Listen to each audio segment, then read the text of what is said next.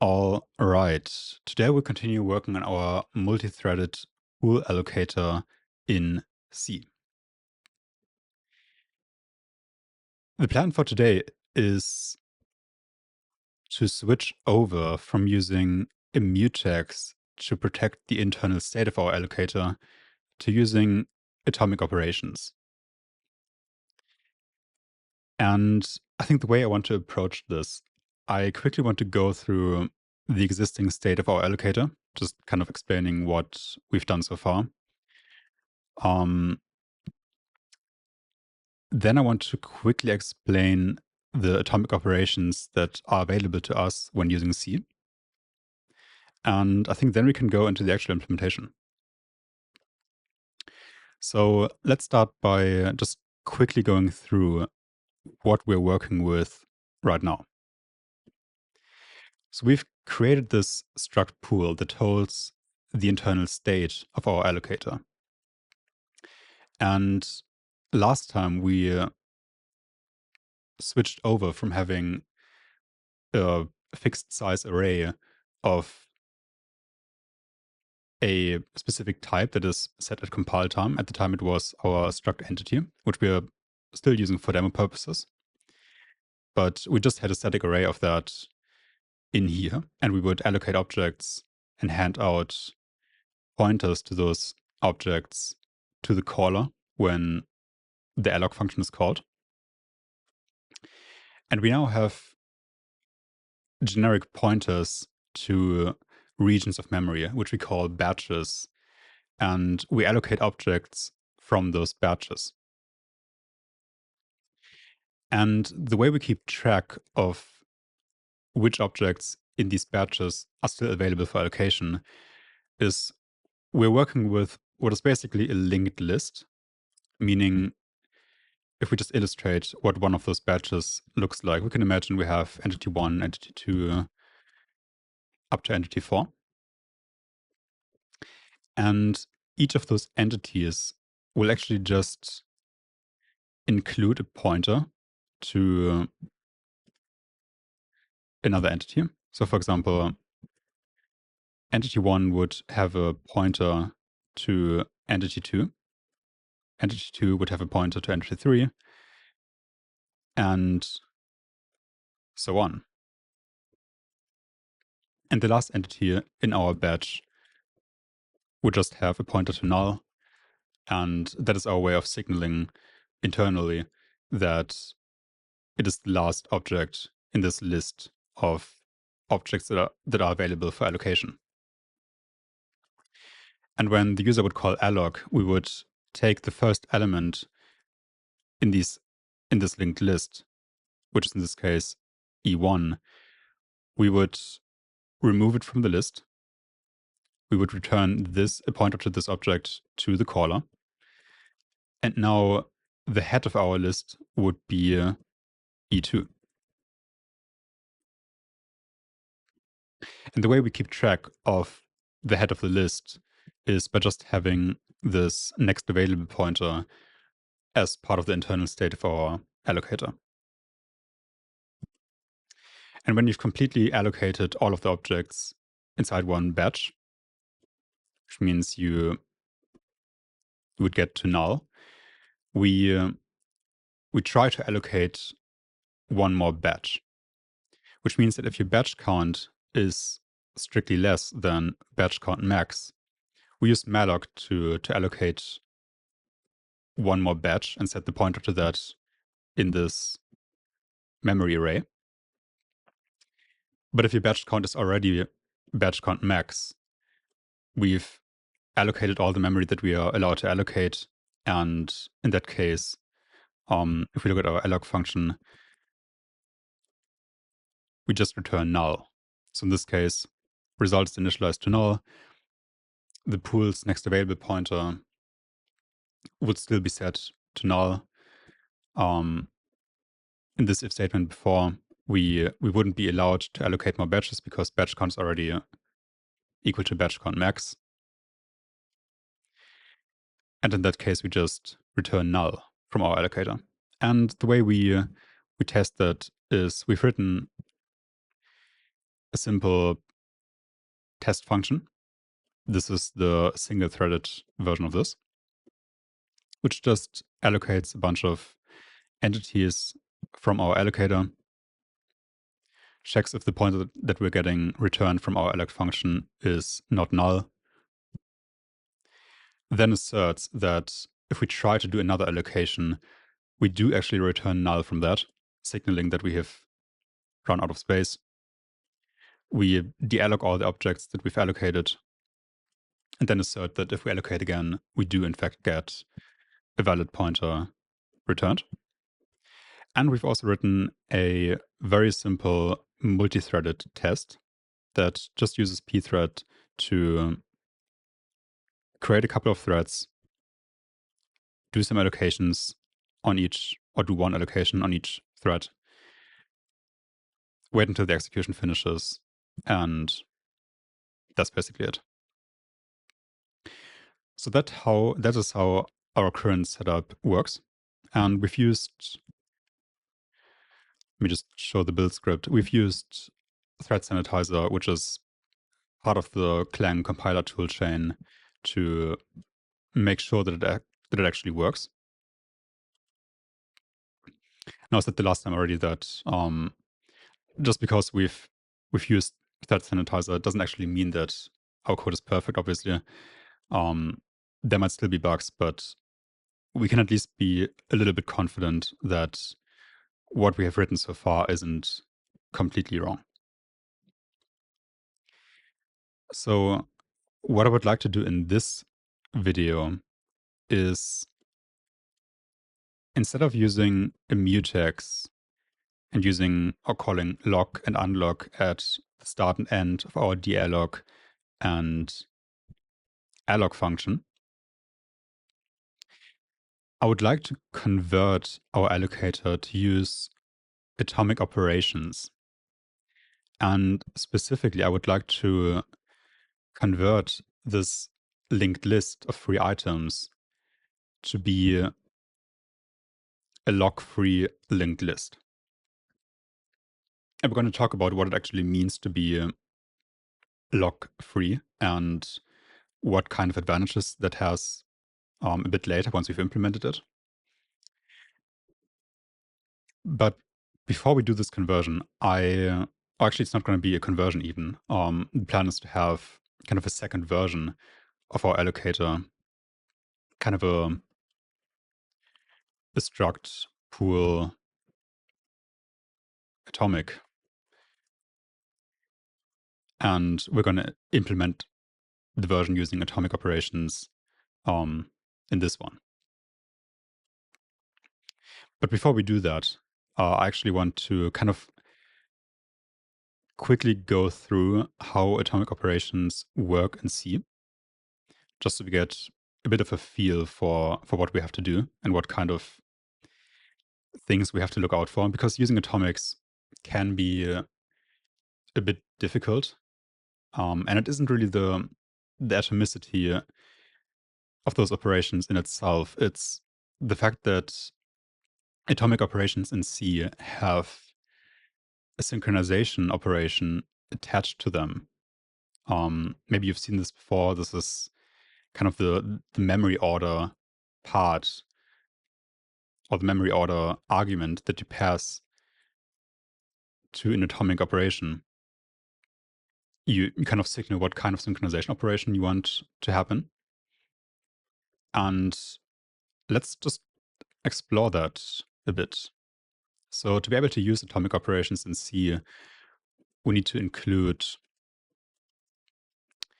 standard atomic.h. And for now, let's do something else before I try out the atomics. Let's write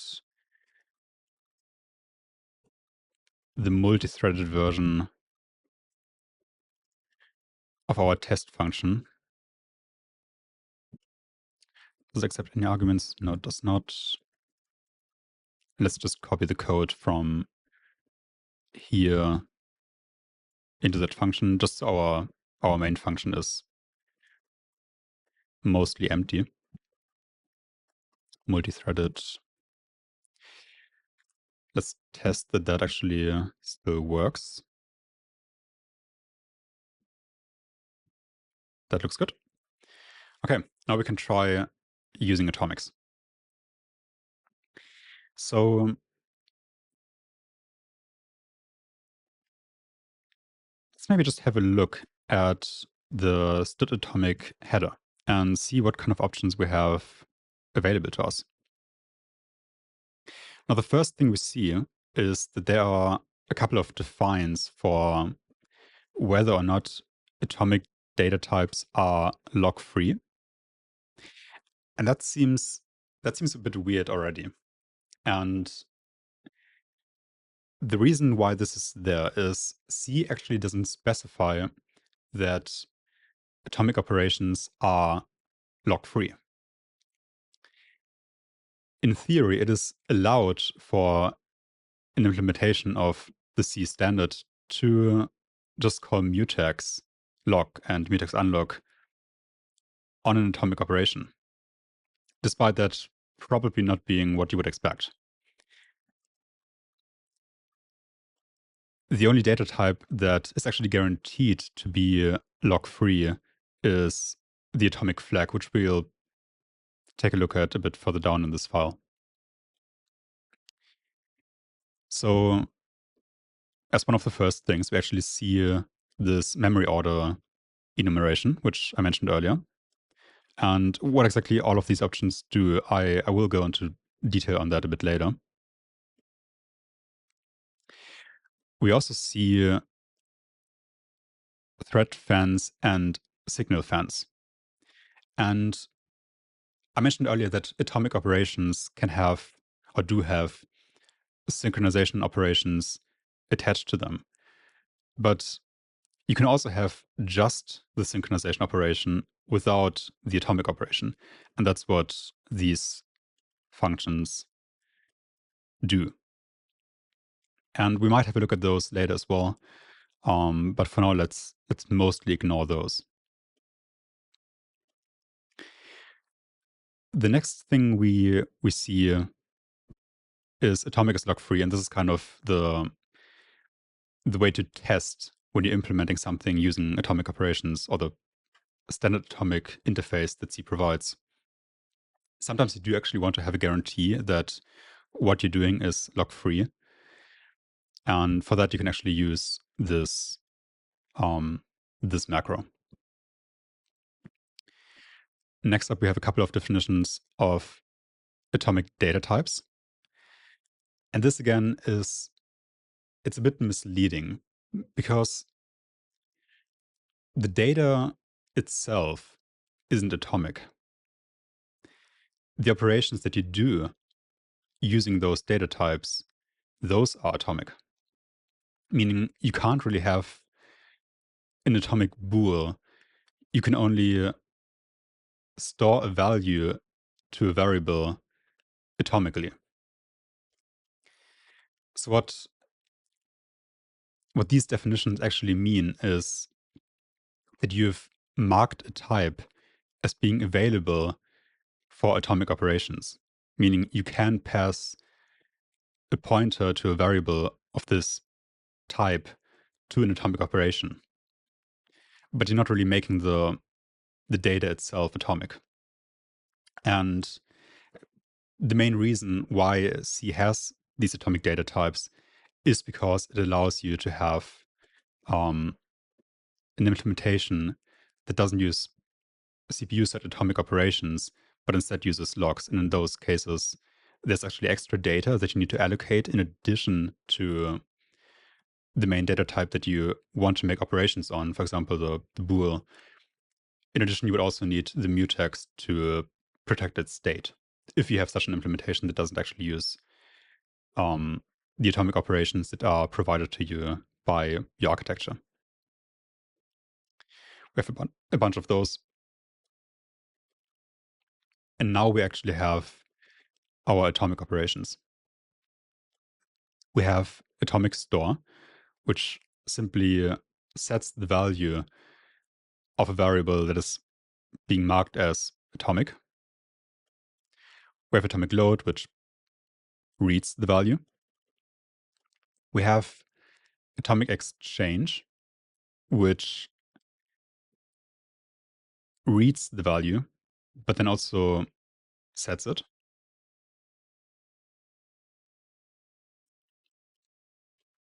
We have compare exchange, which compares the value that the atomic value has currently to the desired value. And if they are the same, you swap out the value that the atomic variable currently has against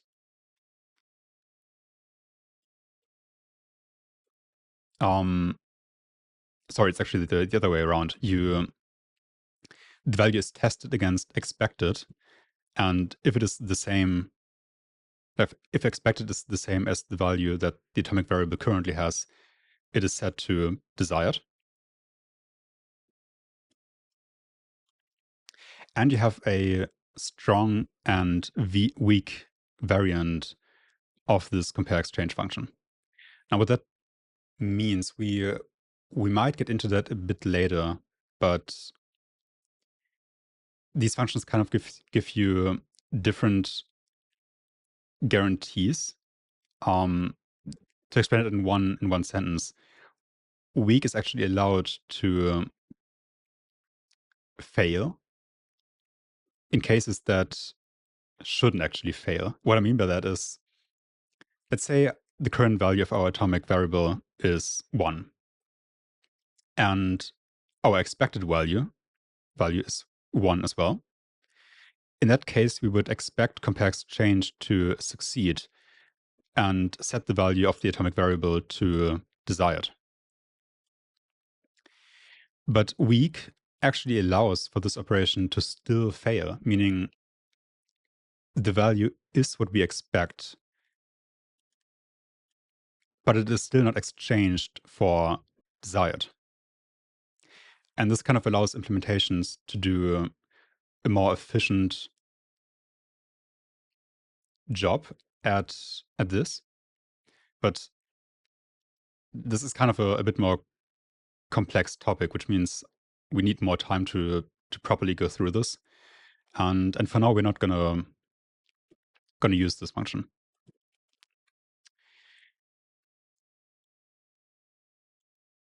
Next up, we have fetch add.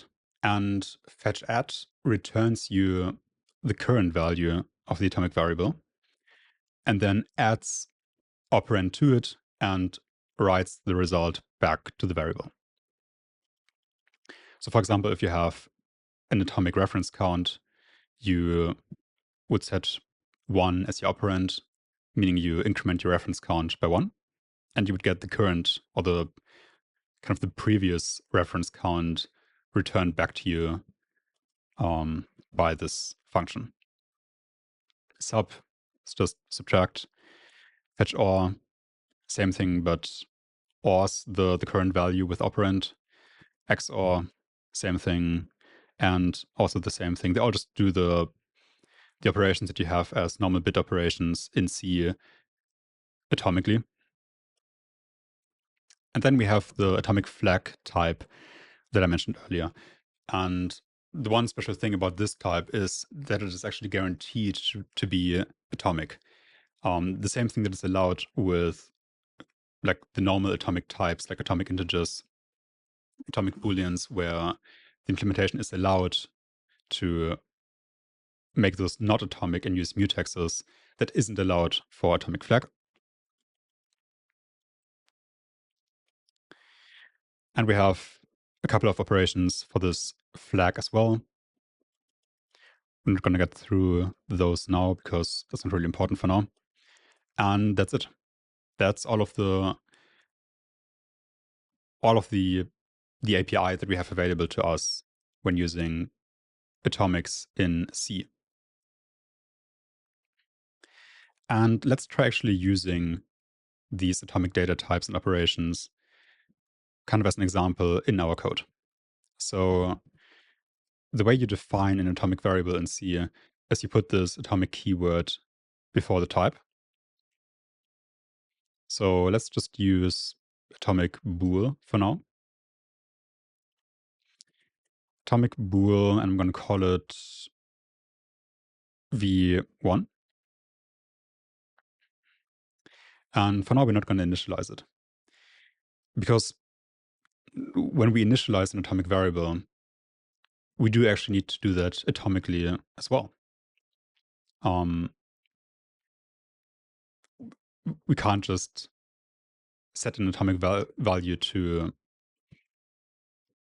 a value that we want by just assigning it. That is actually allowed by C, but it isn't doing what you would probably want it to do. What this actually does, it's kind of a shorthand or an implicit way of doing atomic store to v1, and it sets the value. So using the assignment operator is kind of equal to this. But then, as I said, in most cases, this is probably not what you want. At least in the way we use atomics, or we will use atomics, we will want to use the explicit versions of those atomic operations. And what this explicit stands for is that we explicitly specify the synchronization operation that is attached to this atomic operation. And that means that as a third argument to the atomic store function, we have to provide a memory order argument. And in this case, I'm going to give it the memory order release. So let's go through let's go through what the memory order actually specifies. Now, this is a very complicated topic with a lot of nuance, but I'll try to just explain the kind of important aspects of this. Let's imagine we have two threads. We have T1 and T2, and we have our atomic variable V1, which for now, let's just pretend that it's in global scope. And let's also invent a second value, which we're just going to call V2. And we will not make this one atomic, because this memory order argument and the synchronization operations in general really get interesting when you have other memory locations in your program that aren't atomic, but that interact with the rest of your code and that interact on multiple threads. What I mean by that is, let's imagine thread 1 first sets the value of v2 to the value 2. And then executes an atomic operation on v1.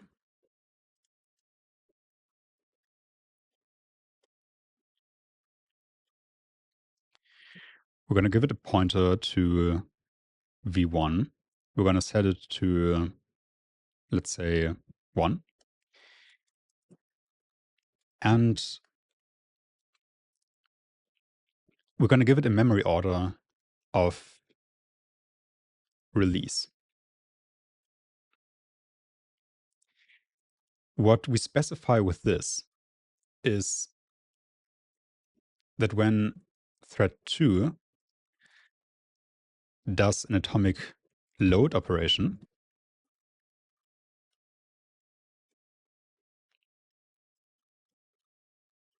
with the memory order acquire,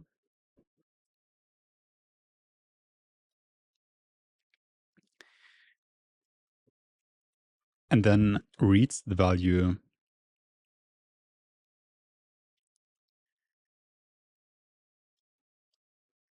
of v2,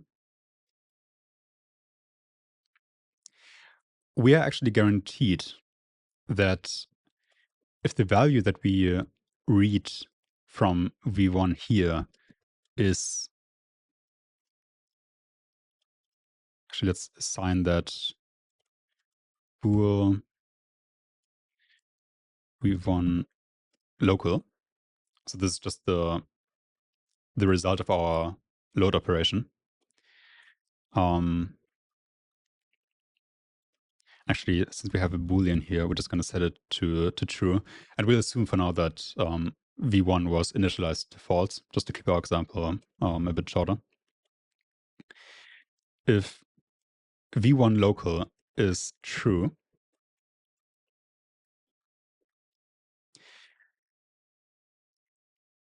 in that case, we can also expect the store operation that we've done on v2, which is not atomic, to be visible on thread 2. What I mean by it's visible, let's think about the case where this wasn't an atomic variable. Like v1 is just a normal Boolean value that we set to true on thread 1. If we then read the value on thread 2, we don't have any guarantees that v2 is in any state. The compiler, in theory, is allowed to reorder the store operation to v2 and v1, and it doesn't make any guarantees that the order in which those operations are executed on one thread is the same on, or is observed to be the same on another thread. But using this memory order and the concept of synchronization operations, we do actually get some of those guarantees. And in this case, the guarantee that we get is that memory write operations that we do on one thread before our atomic operation with this memory order argument are visible on another thread if the value of the atomic variable is also observed. Meaning, for example, if we have an atomic int right here and we set it to 1, but the value that we read here isn't the one that we stored, we don't have these guarantees. Meaning, the guarantee of visible side effects only acts across one specific release and one specific acquire. Now, I know that this is kind of a bit opaque what I'm saying right now, so let me try to illustrate a bit better what I'm trying to say here. Let's invent another non-atomic variable. And let's set its value to 3.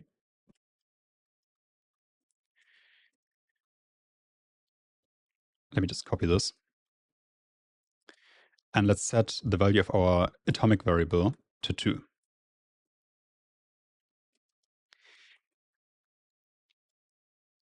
If we now get the value 1 down here, we have no guarantee that our write to v3 is visible to us. We only have a guarantee that everything that has been written to on this thread 1 before our memory order release atomic operation, only that is visible on other threads. Meaning, when we observe the value 1 on our atomic variable v1, we are guaranteed that everything before this operation is visible on on other threads. But since our write to v3 happens after our atomic store operation, we are not guaranteed that that is visible on T2. Only after we set the value 2 to V1, which we do on this line, and we observe that write, meaning we do this again. And now we observe the value 2, potentially, because just because we've executed this line of code doesn't mean that now we are able to read the value 2. But let's say if we are able to read the value 2, now we are also guaranteed to be able to read the value. Actually, instead of print, let's do an assert to make this a bit clearer.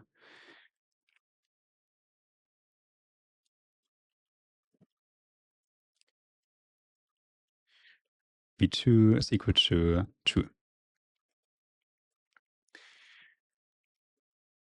Now we actually guaranteed that if we observe the value 2 on our atomic variable, we also will be guaranteed to observe all the memory writes that have happened before our atomic operations, which include our write of the value 3 to the non-atomic value V3.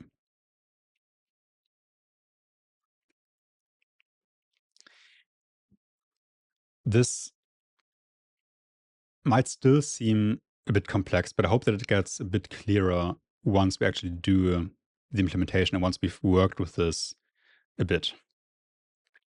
But before we actually start implementing atomic operations in our memory allocator, let's quickly have a look at another atomic operation, which is the compare exchange operation. Let's say we have another atomic variable, again called v1, and it's just an integer.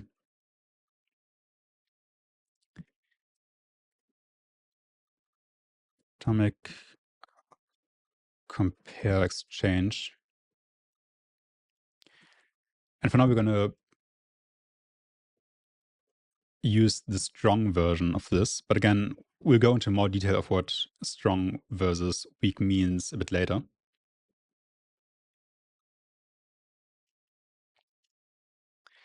And if we have another look at,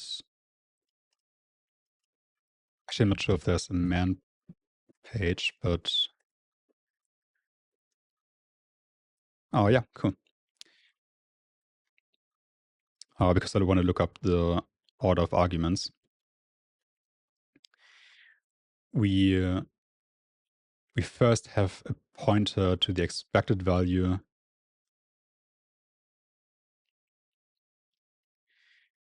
and then the desired value.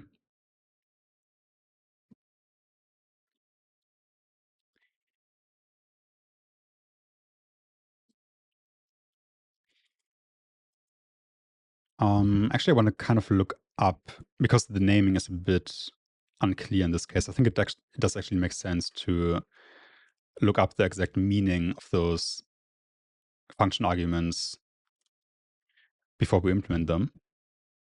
So let's just search for atomic compare exchange.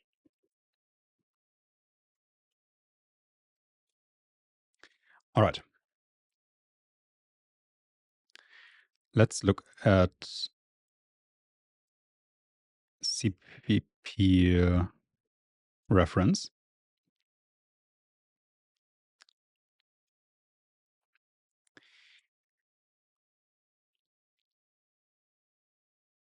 And let's have a read.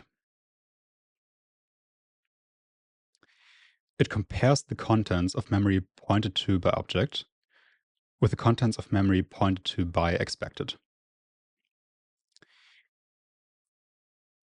If the two values are equal, it replaces the value of the atomic variable with the value that we provide as desired.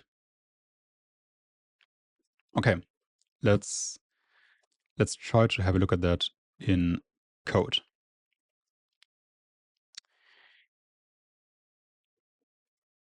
the value of the first one was expected. So I'm just going to call it expected v1. And I'm going to set that to the value 0. And I'm going to give a pointer to that value as the second argument.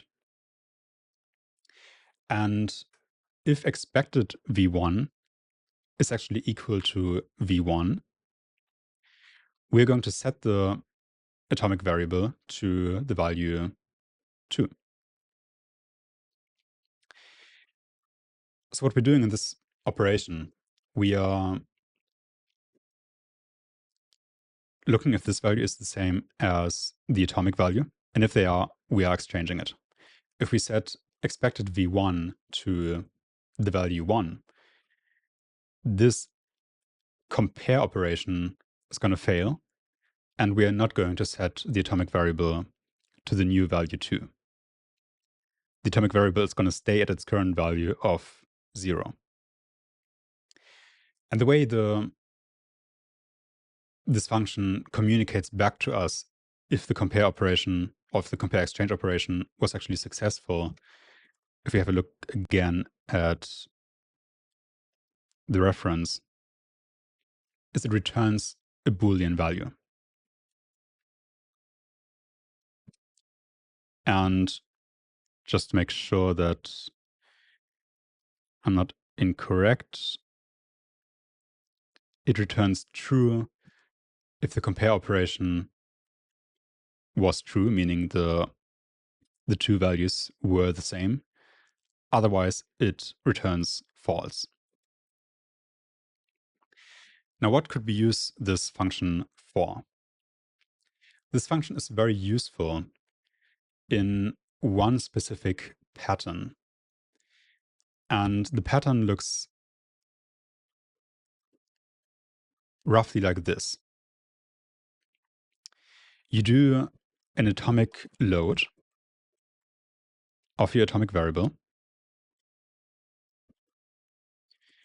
Say we just have v1 local again. And let's just imagine that this is inside of a function that is executed by one or more threads. We're going to load the value. Then we basically do something with that value. For example, we have some kind of object and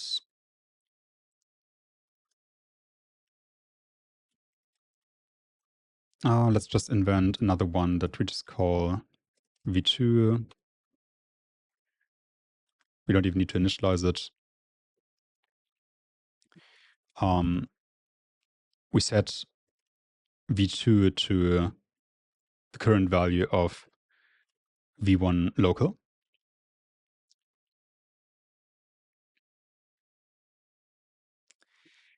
And now we do the atomic compare exchange operation. And in this atomic change operation, we again use v1 as our atomic variable.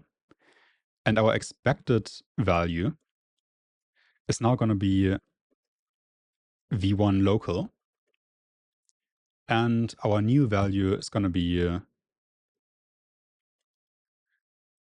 1.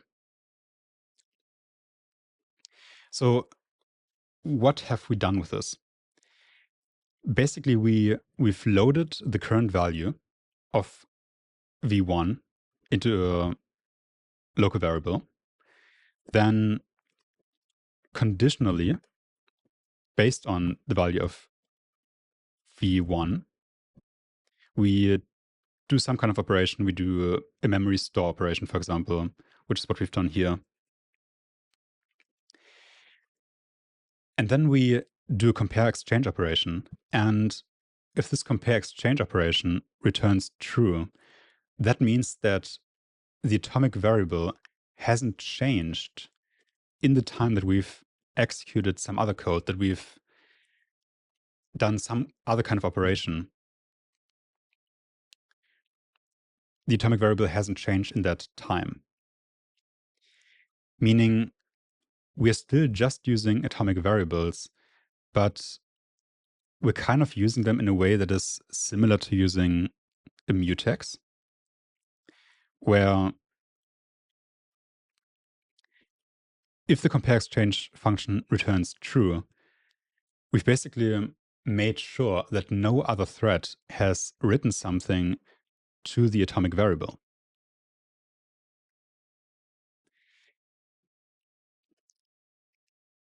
Now, what exactly happens if the compare exchange function returns false in this case? Well, what we would likely want to do in that case is to kind of repeat what we've done here until it succeeds. So how this pattern often continues is that you have some kind of while loop in here.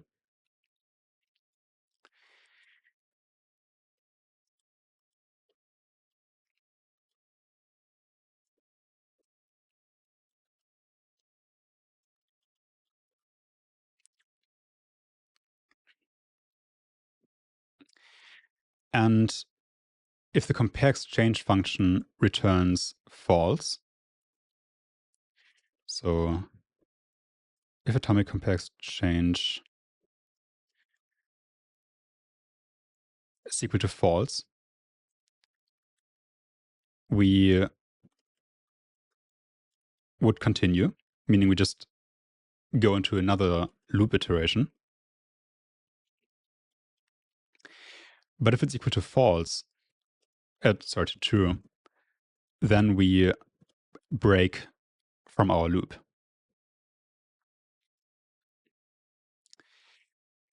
Now, there are two interesting things here. You're going to notice that I haven't put the atomic load operation in our loop. And the reason for that is, and this is also the reason why compare exchange takes a pointer instead of just a value, v1 local is actually going to be set to the current value of the atomic variable, even in the case that the exchange part of that function isn't executed. Meaning that after we've executed atomic compare exchange here, v1 local is going to be updated to reflect the current state of our atomic variable. Meaning this conditional here might now actually go along like a different path. And like in many cases, you would kind of do something based on if it has a certain value or not.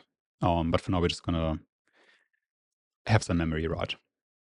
In the actual implementation of our allocator, this will look a bit more interesting.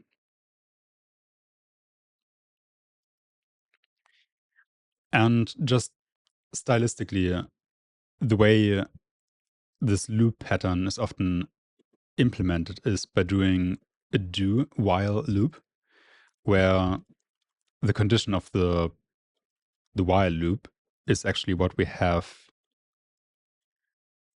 down here, except negated. And if we just go through this, let's just move our if condition here as well and delete this. We load the value, the current value of our atomic variable into v1 local. We do something based on whether v1 local has the value that we expect.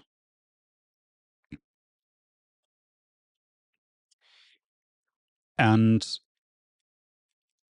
after that, we do the compare exchange operation. If v1 local is still equal to the value that we had the first time,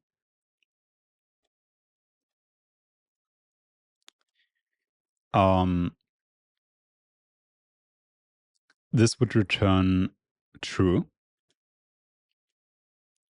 which is going to be negated to false, which means we exit from our loop.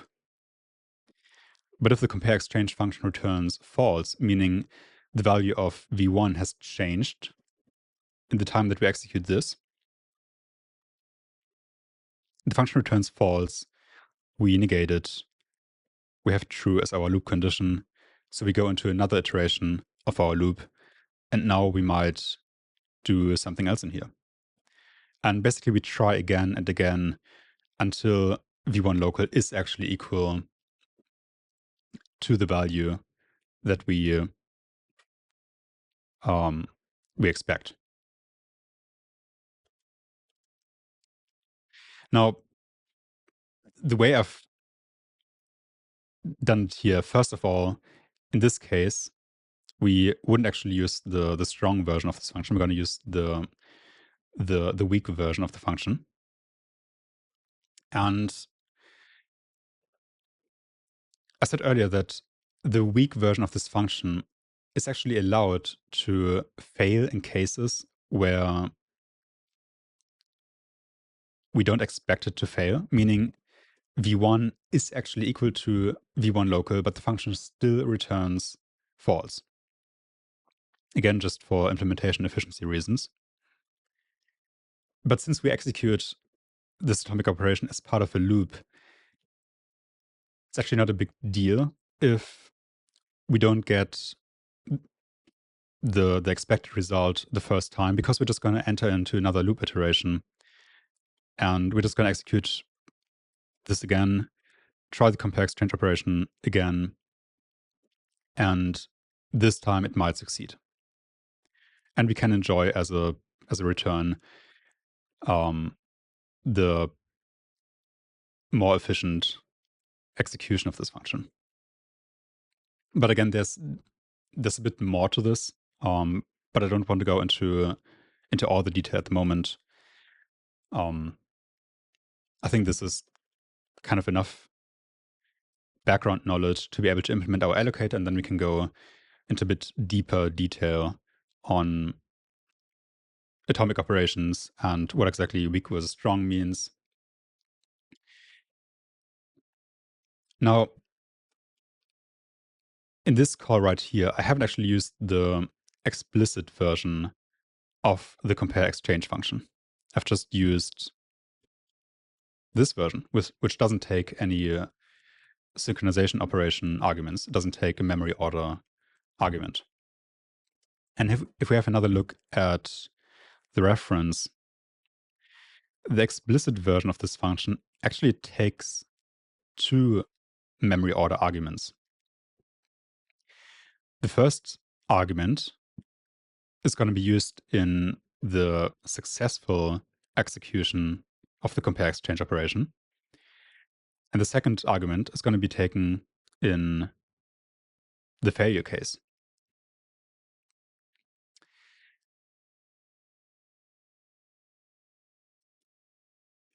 So the reason why it is done this way is mostly to allow the caller to make choices that are most efficient. Meaning that depending on what exactly you do in each loop iteration, you might need different synchronization operations. For now, I think we can just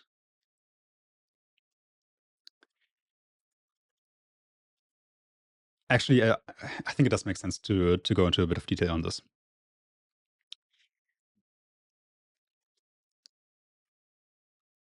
Again, the first argument is in the case of a successful compare exchange operation. Now, in this case, we might have done some kind of memory store, and we would like that store to be made visible to other threads in the way that we've made it visible before by using the release memory order on an atomic store. But we might also want to use the acquire semantic to